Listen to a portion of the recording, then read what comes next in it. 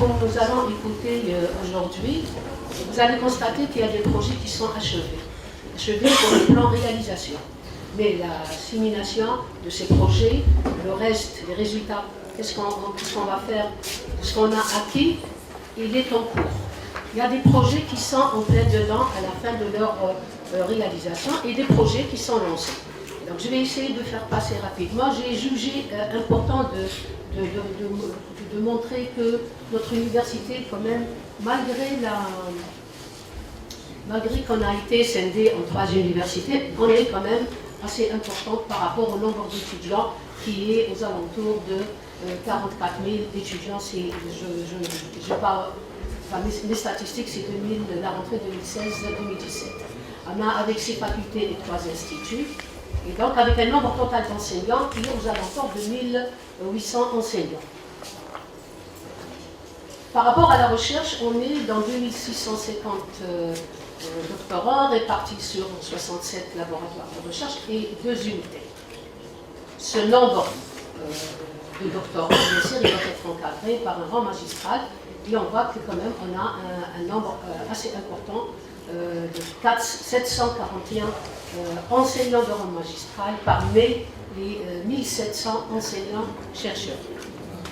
L'Université des Frères Monteori, bien sûr, structure sa coopération entre plusieurs formules dont tout le monde sait ces formules. Je ne voulais pas donner les statistiques qu'on a et le nombre de conventions internationales. Ils sont aux alentours de 120 avec les universités étrangères et on est dans les presque 100 aussi conventions, 99 si je ne me trompe pas, conventions nationales. La coopération tourne aussi autour des conventions de co-tutelle. Dans les projets européens, on a des projets européens de coopération bilatérale, comme on a aussi des projets de coopération bilatérale. Dans les 2 cas de projets, on n'en a pas tout simplement avec l'Europe. On a aussi avec le Maghreb et avec la Tunisie, on a plusieurs projets qui ont été signés, surtout dans le cadre d'activités de laboratoire. La coopération dans le cadre des réseaux aussi, surtout, on intervient beaucoup dans les projets proposés par Unimed, Titis et Averroès. Les projets se présentent en 3 lots. On a le lot Erasmus Mundus, qui sont généralement dédiés à la formation, et soit par les mobilités, soit par la création d'offres de formation dans des domaines spécifiques. Vous allez les entendre par les porteurs de projets eux-mêmes. Les 3 projets Edalmus, Averroès et Patota, ils sont à la fin, comme Patota est à sa dernière année, je pense, on fera le bilan le mois d'avril. Et on a lancé avec l'Université de Perpignan un projet Erasmus+, sur la mobilité internationale de crédit. Et là, on est au 2e appel de candidature des étudiants, d'inscription des étudiants. Donc ça, c'est des fiches techniques qu'on a descriptives des projets. Et ces fiches présentent le projet, sa durée. Donc c'est un projet qui a commencé en 2011 et c'est, M. Crachat va en parler après, c'est la gestion de la qualité et de la sécurité alimentaire, c'est un master, je ne me trompe pas. Et il tourne avec 6 partenaires. Dans l'université Montpellier 2 je pense, maintenant c'est Montpellier, qui est la coordinatrice. Et on a beaucoup de projets avec l'université de Montpellier. On a le projet Averroès 2010-2013, et dans ce projet Averroès aussi, on a l'action 2, qui est la mobilité.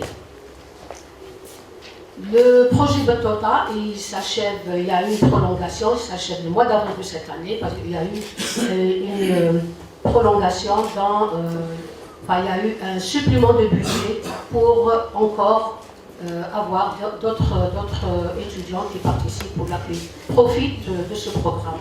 Avec 19 partenaires qui sont dans le programme, c'est l'Université de Rouen qui le chapeaute.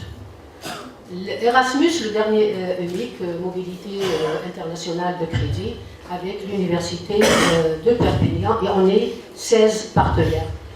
J'ai tenu à mentionner à chaque fois combien de partenaires on a par projet. Ici, on a parlé coopération et on a dit que c'est la visibilité des institutions. Bien sûr, il y a certains partenaires qui sont dans plusieurs projets, comme nous, on est dans plusieurs projets. Mais j'ai essayé de savoir vers combien d'universités, avec combien d'universités on a traité. On est dans plus de 135 universités de par la Méditerranée et l'Europe, avec lesquelles on a échangé dans le cadre de ces projets. Le lot le plus important, c'est les projets campus, où l'université a bénéficié de beaucoup de formations dans la capacité building surtout, pour différents thèmes. On a Evarec qui a traité la question de l'entrepreneuriat et la valorisation de la recherche. Ceci dit que c'est un projet qui a tourné pour nous donner les bases pour la création d'incubateurs pépinières et création de services de transfert de technologie. Nous étions, 15 partenaires, et c'est en Espagne la coordination. La coordination est en Espagne. Le projet EMI, c'est un projet d'apprentissage tout au long de la vie, et c'est un projet aussi pour lequel on a gagné une belle plateforme. M. Hamdi en parlera de ce projet plus en détail. Et nous sommes 20 partenaires, et c'est aussi l'Espagne, c'est Cédille qui le coordonne. E-Science, c'est pour la formation à distance, surtout pour les enseignements en sciences et technologies, et surtout les enseignements pratiques. Aussi, il y a une plateforme, et Mme Soued va en parler de ce projet dans la journée. C'est l'Université de Bordeaux avec 16 partenaires. V-Études, c'est un projet qui s'est occupé de la vie de l'étudiant, comment aider l'étudiant à s'intégrer à l'université, à chercher l'information, à trouver les services qui le concernent de sa vie de l'étudiant. Donc, c'est améliorer la qualité de la vie estudiantine dans les universités. On est 17 partenaires et c'est l'Espagne, c'est l'Université de Murcia qui est la coordinatrice. Ce projet aussi s'achève, la réunion de clôture doit se faire dans 15 jours, je crois le mois de mars, le 23 mars. Il a été aussi prolongé. Le projet Compère, et ça va avec ce qu'on est en train de faire aujourd'hui. Le projet a pour objectif principal, si je ne me trompe pas, Madame Marie, elle est là, et on va en parler en détail, c'est la mise en place d'une cellule qui veille à la gestion et au montage des projets européens à l'université. C'est-à-dire que c'est une cellule qui va donner un soutien au service de vice-rectorat pour le suivi de ces projets qui sont un peu difficiles et particuliers dans leur gestion. Dans ce projet, il y a 21 partenaires et c'est l'université toujours Montpellier qui le coordonne et la coordinatrice c'est Madame Marie ici présente avec nous. Paul Fir, c'est le projet qui cherche à renforcer les liens de l'université avec l'entreprise et la création de pôles d'innovation et l'entreprise Recherche Action. Madame Soiré aussi va parler de ce projet. Ce projet aussi se termine par une structure physique, c'est la cellule d'innovation qui est en train de se mettre en place. C'est l'école de management de Grenoble qui le coordonne et les partenaires, nous sommes 14 partenaires. Le projet MOMAT, un peu spécifique parce que là, il a traité de la question d'une formation dans un domaine qui est, à mon avis, de l'actualité internationale, qui est les énergies renouvelables. C'est une licence professionnelle et l'objectif, c'est de la faire à distance. Et il y a toute une plateforme et M. Nader-Bilel va la présenter. Donc on a l'Université de Léon, toujours l'Espagne, et avec 14 partenaires. Les derniers 3 projets qui sont validés entre 2015, 2015 ils sont lancés et ils s'achèvent en 2018, c'est le projet COFI, où M.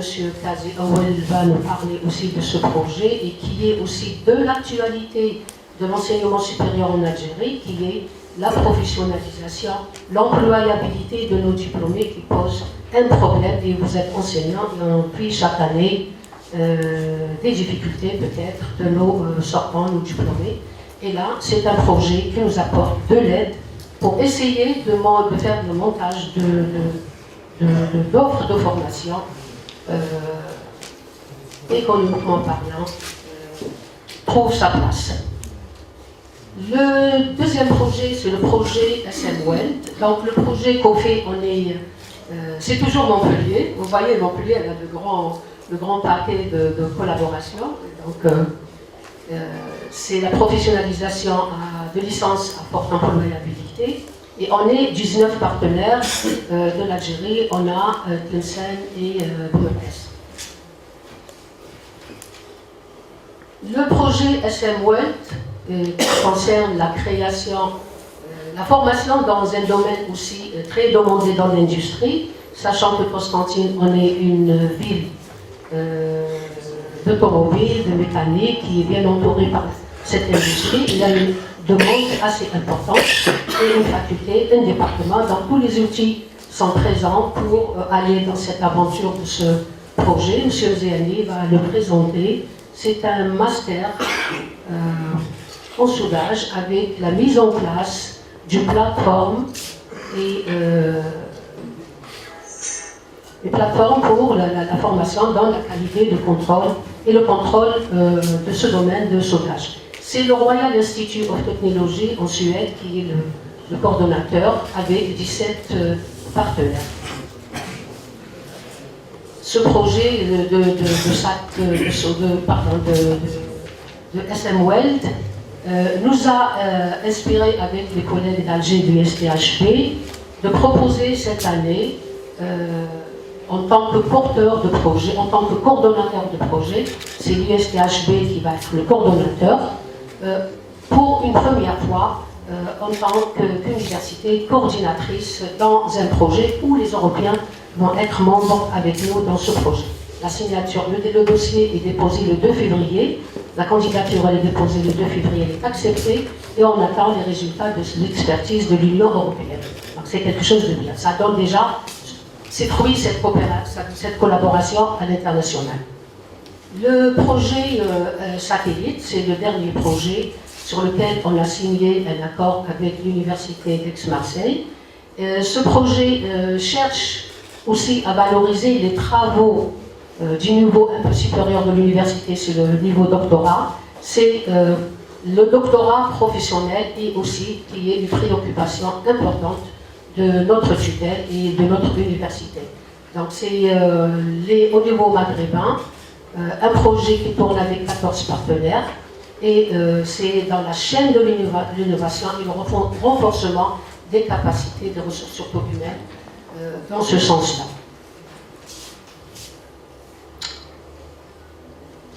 Je me suis arrêtée plusieurs fois devant ce projet, ce grand projet du ministère de l'Enseignement supérieur qui est le PAPS et qui est un projet qui a connu une activité très accrue, très importante au niveau des universités sur 2 ans, 2013-2014, et qui a formé un nombre non négligeable d'enseignants dans divers domaines.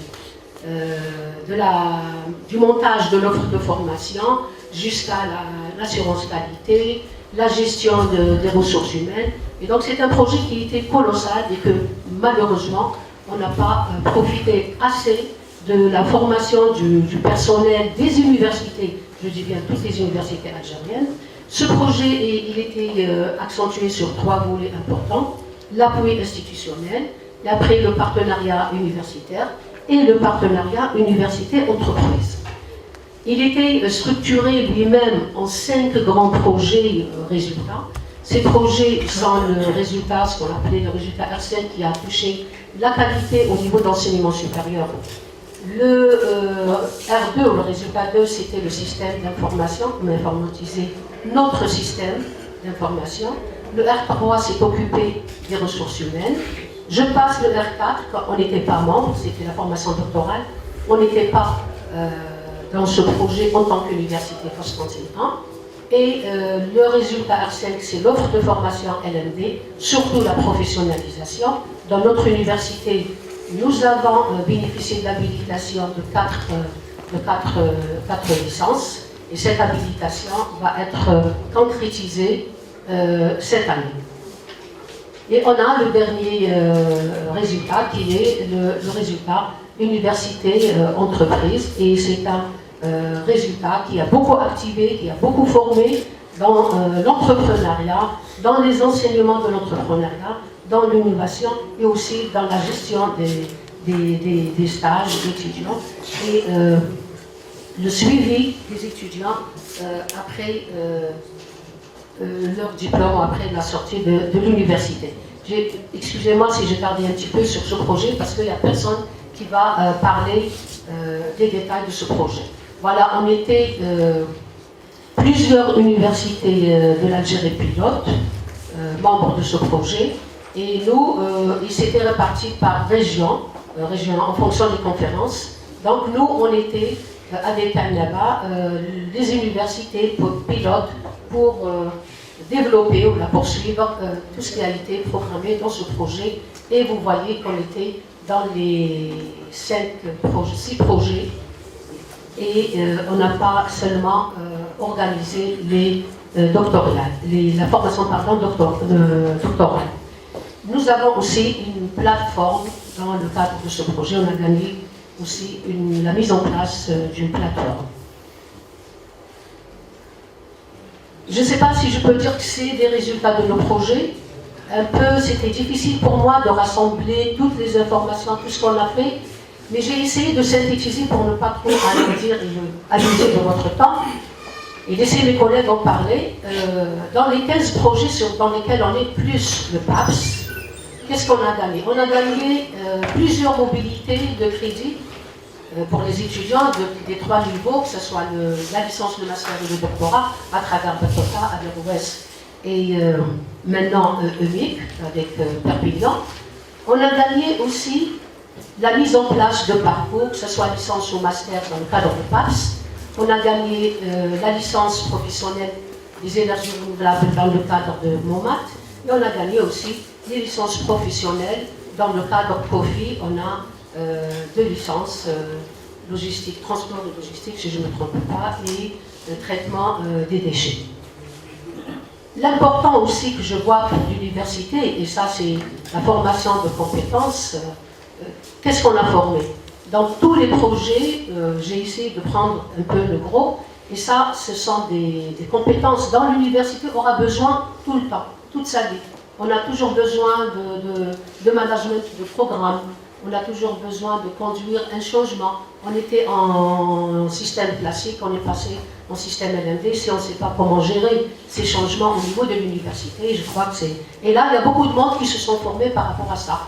À la communication et la visibilité, comment rendre nos structures visibles, le montage et la gestion de projets, l'enseignement de l'entrepreneuriat, l'enseignement de l'innovation, la co-construction de parcours de formation avec le secteur socio-économique. Et j'en ai oublié, il y a plein de compétences qui ont été formées. Et j'espère que peut-être pour la prochaine rencontre qu'on va faire sur ces projets, on aura vraiment identifié les compétences réelles pour créer nos ressources. Quand on forme des enseignants, quand on forme du personnel, c'est bien pour avoir des ressources dans un domaine donné ou dans un ex donné. Et ça, je crois, c'est l'un des objectifs, l'un des défis qu'il faut quand même arriver à le concrétiser. Il y a aussi la mise en place de plateformes pour échange. Dans le cadre du programme VEtudes, on a la plateforme et dans la présentation, je crois, l'avant-dernière de cette journée, on va essayer de présenter ce projet et montrer cette plateforme. Pour le e-sciences, j'ai parlé tout à l'heure, on a dit c'est la plateforme des travaux pratiques dans le domaine des sciences et technologies. MOMAT, c'est pour la licence énergie renouvelable. Et Compère, une plateforme aussi collaborative qui est nationale et qu'on est en train de finaliser l'accès à la phase d'envoi des usernames aux différentes universités nationales pour pouvoir y accéder et télécharger ou suivre, il y a plein de choses, il y a des cours, il y a des bilans qui sont du projet sur cette plateforme. On a aussi des cellules, on a une cellule d'accueil aux étudiants, des étudiants à besoins spécifiques, et au niveau de la scolarité centrale. Il y a Mme Warda Zeldini qui est derrière, avec M. Kabouche, qui était, quand on était Université Constantine 1, enfin Constantine, pardon, avant le découpage, mais qui est toujours disponible à donner de l'aide pour que cette cellule fonctionne.